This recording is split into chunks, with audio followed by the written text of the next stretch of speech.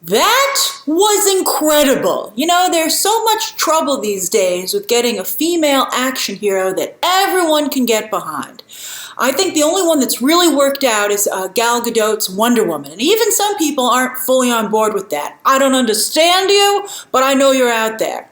But I would say that Rosario Dawson's Ahsoka Tano is Wonder Woman level good. And Rosario Dawson is as well cast in the role as Gal Gadot is as Wonder Woman. It was incredible to behold. It was like seeing an action star be born. I'm so excited. All right, so let's talk about it. So, and I do think that everybody is in favor of this, which is, you know, very rare these days. I hope that Disney makes the most of this, and I'm sure they will. So, Zoe Saldana and Anna Diop walked so that Rosario Dawson could run. Hollywood finally got it right. Dawson's Ahsoka Tano gets the amazing action scenes that have eluded Gamora. I've talked about that. I'm like, they keep talking about how she's the most amazing fighter in the galaxy. We have yet to see it. 2 movies in, 2 solo movies, 2 Guardians of the Galaxy movies in, and appearances in Avengers movies. Still have never seen a great fight sequence for Gamora. It's ridiculous. And the accurate costuming down to the orange skin that has eluded Starfire. Even Starfire's upcoming Season 3 costume isn't as accurate to the source material as live-action Ahsoka's. The concept art was, but they didn't go all the way for the actual costume. Now, to be fair, Dawson's performance is missing the spunk that has been an Ahsoka trademark. I've not even watched that much Clone Wars, and I saw the episode where she showed up in Rebels. She's a great character. But even I know that she has a lot of spunk, right? And I know that Ahsoka is sad and disappointed at this point in her life, but she doesn't need to be that sad and disappointed all the time. I'd be like, I'm sure she has some upbeat moments. Also, Dawson, to be fair, she needs more fight training. She's not quite there just yet. They pulled out a couple of times and clearly had a stunt double doing some of the flippy flips, which I always enjoy. But Dawson's moves just weren't sharp enough. Although I liked when she used the Force at the beginning when she was like doing the hand movements and that was great. I mean, Rey's played with some trees, but she's never done anything as cool as this. I don't like having to pit female characters against each other, but Rey's just not working. What I'm trying to say is I think Rosario Dawson did a fantastic job with the Force movements and stuff like that, but wielding the lightsabers, her movements just aren't sharp enough yet. And I think she could get there. I just don't think she's had enough training. If Star Wars can fix those 2 elements, make her just a tad more spunky, and give Dawson, I'd say, I don't know, a couple of more months at least of fight training, she really needs it. But if they do that, Dawson's Ahsoka will be ready for the Disney Plus show that my sources tell me that they're going to be doing, the spin-off show, and that you can clearly see that at this point that they're doing. This clearly, Season 2, it's a little bit frustrating that Mandalorian Season 2 is really just a launching pad for other spin-offs for Star Wars Disney Plus shows. I mean, I don't know. I think that you could just straight up debut those shows. You don't need to introduce them in The Mandalorian. They have built-in audiences from the animation. So, but this was such a great episode. I'm just so happy that it exists. But clearly they're setting up a scenario where she goes after Thrawn, right? Or, we're going to talk about the Pedro Pascal drama. They could fold that into The Mandalorian, and they could just, I don't think you can have a show called The Mandalorian where he isn't in every single episode, but maybe that could be a way to fix it going. Because I'm torn. I was going to talk about this a little later in the review, but I'll just mention it now. Why do we have to have all these spin-offs? Why not just build a really great show? One single great Star Wars show, like Game of Thrones, which Jon Favreau referenced in his Entertainment Weekly interview.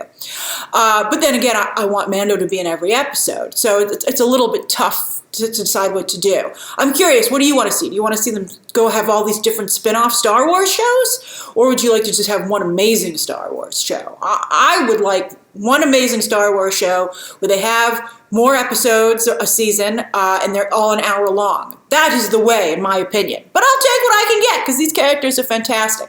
But clearly she's going after Thrawn from the animated series, who will also, I'm sure, look super cool in live action. A little bit of a Gambit look there for us X-Men fans.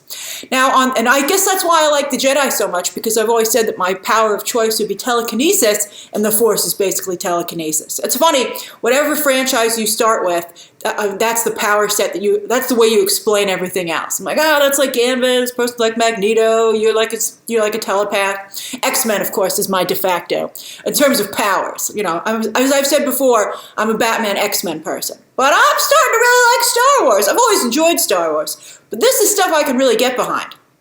Now, on that note, everything about Ahsoka was perfect. It was poetry in motion, as I said in my notes. From the orange skin and cobalt blue eyes being lit up by her two lightsabers. I was like, that's just a thing of beauty. I can't believe it. I can't believe I'm actually looking at this. It's so great. To her cloak, to her amazing sleeveless turtleneck and detached sleeves. I'm like, she's so well dressed too. I can't believe it. It's just an amazing look. If I had my druthers, I would make her headpiece a scooch bigger, but it was a scooch too small. I think if it gets too big, it would be unwieldy. It would be flopping all over the place when Rosario Dawson was trying to move around. But I thought it was a little bit too small. It looked better from behind, I felt. It looked pretty cool from behind. But up front, I felt, as I said, it could have been a scooch bigger. But I'm fine with it. I'm getting it. This is just if I could just make it absolutely perfect. But it was so close to perfect. That's great. And this, as I said, is the female character not only that Hollywood has been looking for after Wonder Woman, but that live-action Star Wars has been looking for desperately. They have failed so far to generate such a female character. This is incredible. None of the other stuff worked out. But this is just absolutely phenomenal. And as a bonus, she doesn't look like every other single female Star Wars character we've had before. It's just incredible. Dawson's Ahsoka, in fact, is so cool, so visually vibrant, I would even wager if she fixes those two little elements, which are easily fixable, and they will fix them, she's movie ready. And as I also have told you, that is the plan from here on out, to have her character show up on both the big and small screen as Star Wars gets ready to MCU itself, which I think is a great plan. I think, as I said, Ahsoka is movie ready. The character's that good. And Rosario Dawson is that good in the role. I'm so happy for Rosario Dawson. I'm so happy for her. All right, I'm nervous for Pedro Pascal. I'm very glad to see that now, 5 episodes in, creatively Pedro Pascal is still front and center, and the drama behind the scenes has not affected the show. I'm not sure why Jon Favreau said they were going to have side adventures in the Entertainment Weekly episode, so far they have not. So we'll see what happens. I mean, the show does have a safety net in that someone else can wear the suit, and Pedro Pascal can just do voiceover and post, as he did, of course, for season 1, because he wasn't even cast when most of that season was filmed. My source, though, again, on this is so good, and I might as well have been on set when it happened. And it was confirmed by a second source before I reported it. I didn't want to report it until I had it confirmed, which I did. I am still 110% sure, and always will be, that Pedro Pascal did leave the set during filming. And as I've heard, and as I've told you, they still haven't resolved the situation going forward, which again is why I suspect that they've done almost no press for season 2, and also why they've delayed Mandalorian season 3, and they're going to instead use that time to shoot one of the spin-off shows. It's rumored to be the Boba Fett show. I can't believe he probably only did show up for that one little shot in this season. It's crazy. I hope Tamura Morrison didn't actually shave his eyebrows for that. Although if it gets him a Disney Plus show, he's like, I'll shave anything. And with a potential Bo-Katan spinoff and an Ahsoka spinoff, Mando could be backburnered as they try and work this out. Maybe they could use it as a negotiation tactic with Pedro Pascal. They're like, how'd you like to take a couple years break from this? He's so good in it, though. I just feel like they should fix it. And I feel like, why can't Ahsoka be a main character, as I said again, on this show? Why can't Boba Fett be somebody who interacts with this cast? We'll see. I do hope they work it out, because Mando truly is a father to Grogu. I do not like that name, but maybe it will grow on me. I mean, I guess they're like, don't call him Baby Yoda. He's not Baby Yoda. I much prefer the name Baby Yoda to Grogu. I don't like Grogu, to be honest with you. But again, I like the character so much they can call him whatever they want, quite frankly. But I don't love Grogu. To me, it's not it. But eventually maybe we'll get there. And when Grogu reaches out to the Force, the remnants of that temple, and Ahsoka said maybe a Jedi will hear him. I bet you it's Ezra Bridger, because we got to complete the Dave Filoni set with Sabine Wren maybe with him, right? I wonder if he'll come calling and we'll have a My Two Dads situation for Grogu. That would be fantastic. Now, of course, Luke could also answer the call, right? But Sebastian Stan already has a Disney Plus show. And I can't see anybody else playing, Mark Hamill's character but Sebastian Stan. Even Mark Hamill feels that way. Maybe Sebastian Stan could do 2 shows. I would allow it because he is, to me, young Luke Skywalker. But why wouldn't Grogu ever feature into the upcoming Disney trilogy if he knew Luke Skywalker? So that to me eliminates Luke as being the one who answers the call, or Leia. Leia never became Jedi. It was just annoying in and of itself. But it's got to be Grogu. It's got to be Ezra Bridger who answers the call on Grogu. Now, clearly, Grogu is also being set up to be a child of two worlds, Mandalorian and Jedi, two enemy groups that come together to produce probably the coolest character, one of the coolest Star Wars characters of all time. Grogu is definitely headed in that direction. I also think that the ways of the Mandalorian, particularly the sect that Mando comes from, which obviously is a bunch of religious zealots, it seems, I think that will help channel Grogu's fear, and his attachments. The reason that Ahsoka said she wouldn't train him, so that he doesn't go to the dark side. Bo-Katan, as I said, might have called Mando an extremist, but maybe that level of discipline will help Grogu stay on a good path. It's helped Mando and Grogu help each other stay on the right path, which I also think is very interesting. I hope that this show signaling that Mando and Grogu will soon part is just a bluff. I don't want them to ever separate.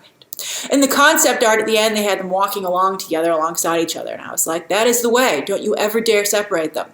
Because I have no interest in them parting ways. They can part ways between seasons, right? Like at the end of the season, it's like, enjoy your training, Grogu. And then the next season, he shows up and he can do all cool stuff. That I'll allow.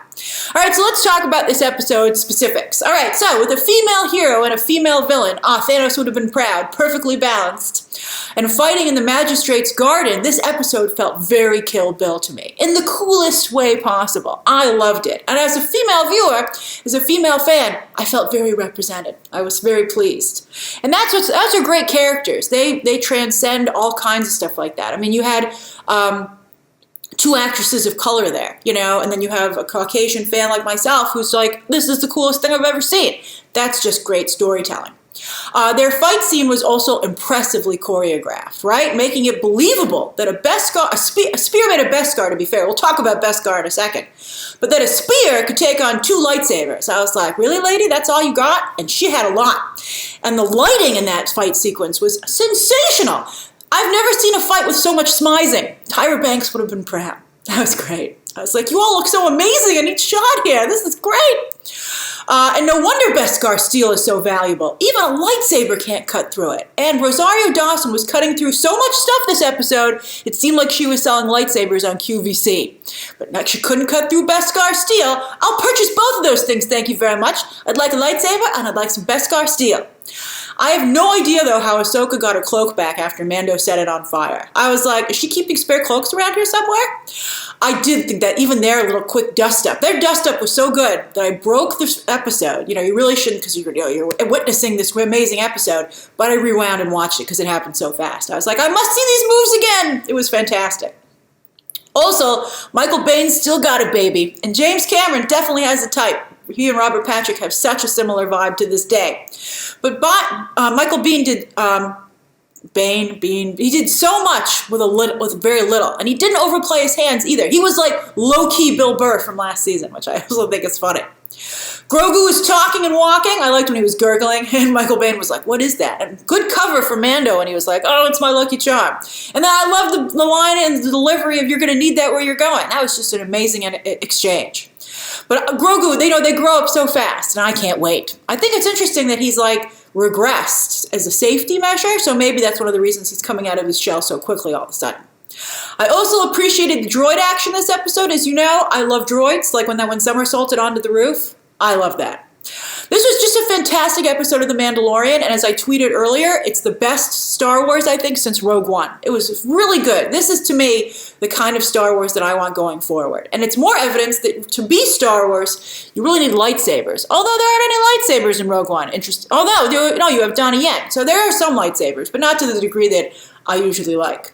To me, The Rise of Skywalker has its moments because it has so much lightsaber action. I still feel that Kylo Ren and Rey's fight on the remnants of the Death Star with the water was probably one of the best lightsaber fights ever. I mean, even though the movie itself is not good, I thought that was an incredible fight. It was so good. It was so interesting. The stakes were so high. There was an emotional connection between the two, and you could feel their fear and concern and how exhausted they were getting. It was very cool. I loved that. I mean, I did really feel that was a highlight. And also, of course, the end sequence, as I saw some people tweeting the other day, because people were talking about Star Wars movies, and for some reason Rise of Skywalker came up, but the handoff of the lightsaber between, I still feel bad they didn't continue. They shouldn't have killed off Ben Solo. I would have loved to have seen what they were like, some kind of like a tri-tip or something, right? They were some kind of a thing that only comes along every so often. And I would have loved to have seen what they could have done working in tandem together. But I think Adam Driver's like, I can't do this anymore. I want out of here. Much like Harrison Ford, much like his father before him, he too wanted to be killed out of Star Wars. He's like, I'm not coming back. You got to kill me, which is a shame because they were two of the best characters. All right, so that's funny that they both did that. But anyway, I'd love to see a Jedi throw in with Mando for the long haul to train Grogu, right? Rather than stopping by for just a guest spot or, oh no, taking Grogu away. I'm like, why don't you just come with us and train him between missions? And then we can see it. And I liked that Mando helped with the training. I thought that was great. I'd love for Grogu to be simultaneously trained in the ways of the Jedi and of the Mandalorian. And I think that would be amazing. He'd have his little Mando armor. It'd be fantastic. We don't need to get that much Beskar. I have a very little warrior here that I need to outfit. But, and also, one last thing I want to say, though, and this is a little bit, I'm sorry I have to bring it up, but it takes each season of The Mandalorian so long to rev up that it's really hard to get casual fans to stick with this. I mean, I already got some of my friends who didn't like the first season of The Mandalorian to come back for Timothy Oliphant's guest star in episode 1 this season, and they weren't impressed. I felt so bad, and I couldn't get them to go back for the last episode to see all the Baby Yoda, now Grogu action. I was like, he eats cookies, and they're like, I didn't like the other one, I'm not going to watch it. And I felt bad, and I'm not even going to try and get them to watch this. And I did text some people after I watched it, and I was like, just so you know, this week's episode of The Mandalorian was really good. And they were like, that's nice, and I'm like, damn it. But I loved it. I got to experience it, and so did you. And I'm very happy again for Rosario Dawson. I couldn't be happier for her. So what did you think? Share your thoughts down below. Subscribe today. And of course, as always, you can check out some more videos right now.